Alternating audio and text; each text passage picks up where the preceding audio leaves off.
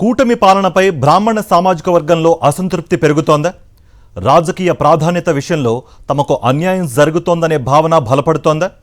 విశాఖలో ఇటీవల జరిగిన బ్రాహ్మణ ప్రముఖుల సమావేశం ఈ చర్చకు మరింత ఊతమిచ్చింది.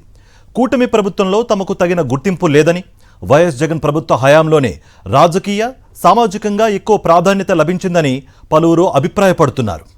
కూటమి ప్రభుత్వంలో బ్రాహ్మణ సామాజిక వర్గానికి జరుగుతున్న అన్యాయంపై ఇటీవల విశాఖపట్నంలో ఆ వర్గానికి చెందిన ప్రముఖ నాయకులు సమావేశమయ్యారు.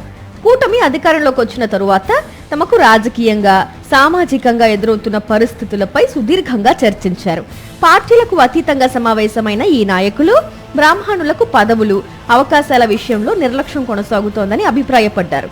ముఖ్యంగా తెలుగుదేశం పార్టీ ఆవిర్భావం నుంచి బ్రాహ్మణులకు సరైన రాజకీయ ప్రాతినిధ్యం దక్కలేదనే అభిప్రాయాన్ని పలువురు వ్యక్తం చేశారు. పార్టీ పదవులు, నామినేటెడ్ పోస్టులు, ఎమ్మెల్యే, ఎమ్మెల్సీ అవకాశాల కేటాయింపులో బ్రాహ్మణులకు అన్యాయం జరుగుతుందని సమావేశంలో నేతలు పేర్కొన్నారు. రాష్ట్ర విభజన తరువాత జరిగిన ఎన్నికల్లో ఒక్క బ్రాహ్మణుడికి కూడా టీడీపీ తరపున ఎమ్మెల్యే టికెట్ ఇవ్వకపోవడం దీనికి నిదర్శనమని వ్యాఖ్యానించారు. అధికారంలోకి వచ్చిన తరువాత కూడా ఒక్క ఎమ్మెల్సీ పదవి సైతం బ్రాహ్మణులకు ఇవ్వలేదని విమర్శించారు.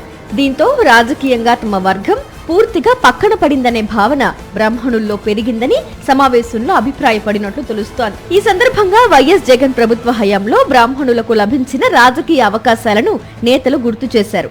2014, 2019, 2024 ఎన్నికల్లో కోన రఘుపతి, మల్లాది విష్ణు, ద్రోణంరాజు శ్రీనివాస్, అక్రమాని విజయ్ నిర్మలకు ఎమ్మెల్యే అభ్యర్థులుగా అవకాశం కల్పించారని పేర్కొన్నారు. కోన రఘుపతిని డిప్యూటీ స్పీకర్ గా, మల్లాది విష్ణుకు ప్లానింగ్ బోర్డు కమిషన్ చైర్మన్ పదవి ఇవ్వడం, సీతంరాజు సుధాకర్ కు ఎమ్మెల్సీ అవకాశం కల్పించడం వంటి నిర్ణయాలను గుర్తు చేశారు. అలాగే విఎంఆర్డీఏ చైర్మన్ వంటి కీలక పదవులను కూడా బ్రాహ్మణులకు అప్పగించారని పేర్కొన్నారు. రాజకీయ అవకాశాలతో పాటు సామాజిక సంక్షేమ కార్యక్రమాల్లోనూ జగన్ ప్రభుత్వం బ్రాహ్మణులకు ప్రాధాన్యత ఇచ్చిందని సమావేశంలో అభిప్రాయాలు వ్యక్తమయ్యాయి.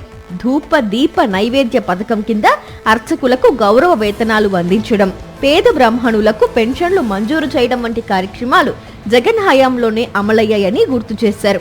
మరోవైపు చంద్రబాబు ప్రభుత్వ హయాంలో బ్రాహ్మణ అధికారులు, నాయకులు అవమానాలకు గురయ్యారని ఆరోపిస్తూ మాజీ ప్రధాన కార్యదర్శి ఐవైఆర్ కృష్ణారావు ఎదుర్కొన్న పరిస్థితులను కూడా సమావేశంలో ప్రస్తావించారు.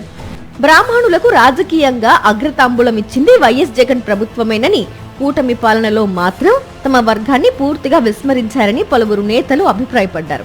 ఇకపై బ్రాహ్మణులంతా సంఘటితంగా ముందుకొచ్చి తమ హక్కుల సాధన కోసం కృషి చేయాలని, తగిన సమయంలో రాజకీయంగా సరైన నిర్ణయం తీసుకోవాల్సిన అవసరం ఉందని సమావేశం అభిప్రాయపడినట్లు సమాచారం.